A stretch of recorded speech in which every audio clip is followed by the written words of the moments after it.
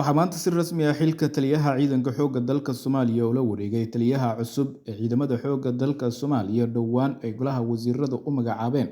kaasoo lagu magacaabo Ibrahim. Waxaana munaasabadda xil wareejinta oo ka dhacday xarunta wasaaradda gaashaandhigga kasoo qayb galay taliyayaal hore oo horey usoo hogaamiyey ciidanka xoogga dalka Soomaaliya oo uu ka mid yahay taliyaha xilka wareejinaya ee Genaraal Odawa Yuusuf Raage, taliyaha xilka la wareegaya ee taliya Ibrahim, iyo saraakiil kale oo dhowr ah. Waxaana goobjoog ahaa wasiirka wasaaradda gaashaandhigga iyo marti sharaf kale. Munaasabadda xil wareejinta oo ahayd mid si heer sare ah loo soo agaasimay ayaa mas'uuliyiintii kasoo qayb galay dhammaantood waxa ay markaasi goobta ka sheegeen shaqadii geesinimada iyo sidoo kale kartida sareysa ku dhisneed ee Genaraal Odawa Yuusuf Raage uu soo qabtay muddadii uu xilka hayay. Waxaan kusoo koobi doonaa khudbadaha ay mas'uuliyiintii kasoo qayb galay munaasabadda xil wareejinta halkaasi ka jeediyeen. Soo dhawow kusoo biir boggan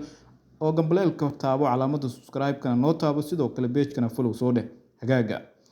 magaalada Muqdisho ee caasimadda dalka Soomaaliya, gaar ahaan xarunta wasaaradda gaashaandhigga xoogga dalka Soomaaliya, waxaa maanta ka dhacday munaasabad uu xilka kula wareegayay taliyaha cusub ee ciidanka xoogga dalka Soomaaliya taliya Ibrahim, kaasoo xilka kala wareegayay taliyihii hore ee ciidanka xoogga dalka Soomaaliyeed Genaraal Odawa Yuusuf Raage. Munaasabadda oo ahayd mid si heer sare ah loo soo qabanqaabiyey islamarkaana ay kasoo qayb galeen saraakiil ciidan oo isugu jirta kuwa booliiska, militariga iyo sidoo kale nabad sugidda, saraakiil horey usoo hogaamisay ciidanka xoogga dalka Soomaaliya, wasiiro, xildhibaano iyo marti sharaf kale, ayaa waxaa khudbado ka jeediyey taliyaha cusub ee xilka la wareegaya iyo sidoo kale taliyaha xilka wareejinaya ee Genaraal Odawa Yuusuf Raage. Munaasabadda oo markaasi khudbadaha ay mas'uuliyiinta ka jeediyeen dhammaantood ay ahaayeen mid ay ugu hambalyeynayaan taliyaha cusub, sidoo kalena ugu mahadcelinayaan taliyihii hore ee ciidanka xoogga dalka Soomaaliya Genaraal Odawa Yuusuf Raage,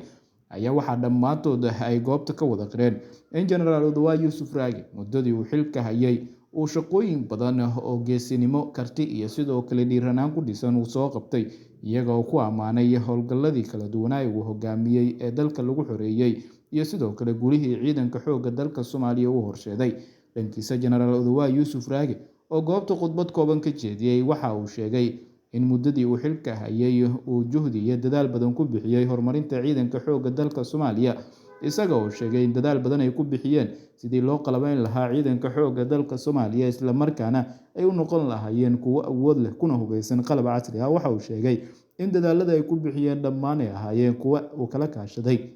wasaaradda gaashaandhigga, dowladda federaalka Soomaaliya iyo dowladaha saaxiibka la ah sida Turkiga iyo dalalka kale ee daneeya arrimaha horumarinta ciidanka Soomaaliya. Odawa waxa uu sheegay in ciidanka xoogga dalka Soomaaliya maanta ay yihiin kuwo awood leh isla markaana la isku halayn karo. Waxaana uu taliyaha cusub ugu hambalyeeyay xilka cusub ee loo magacaabay, isagoo kula dardaarmay in halkeeda uu kasii wado shaqadii adkeyd ee ciidanka xoogga dalka Soomaaliya, isla markaana waxa uu ku dhiirigeliyey in dadaalka waqtigan markaasi uu sii labanlaabo, isla markaana uu ka shaqeeyo sidii ciidanka xoogga dalka Soomaaliya guulahooda ay u noqon lahaayeen kuwo halkooda kasii socda. Dhankiisa, taliya Ibrahim, taliyaha cusub ee xilka la wareegaya, ayaa waxa uu bogaadiyey taliyihii hore, isla markaana waxa uu ugu mahadceliyey shaqadii adkeyd ee uu soo qabtay ciidanka xoogga dalka Soomaaliya muddadii uu xilka hayay. Waxa uuna markaasi uga mahadceliyey sida geesinimada iyo kartida ku dhisan ee ciidanka uu soo hogaamiyey. Waxaana uu sheegay in waqtigii Genaraal Odawa Yuusuf Raage uu xilka hayay isagaba uu ahaa taliye, isla markaana uu ka mid ahaa askartii Odawa uu taliyaha u ahaa. Waxaana uu sheegay inuu ahaa nin geesi ah, isla markaana karti badan, dadaal badanna ku bixiyey horumarinta ciidanka xoogga dalka. Genaraal Odawa Yuusuf Raage ayaa waxaa markii labaad uu xilka wareejinayaa tan iyo markii la doortay madaxweyne Xasan Sheekh Maxamuud, waxaana muuqata in Odawa Yuusuf Raage mar kale ay suuragal tahay haddii hoggaan cusub uu yimaado dalka in xilkan lagu soo celiyo marka la fiiriyo kartida iyo sidoo kale shaqadii adkeyd ee qaranka uu soo qabtay.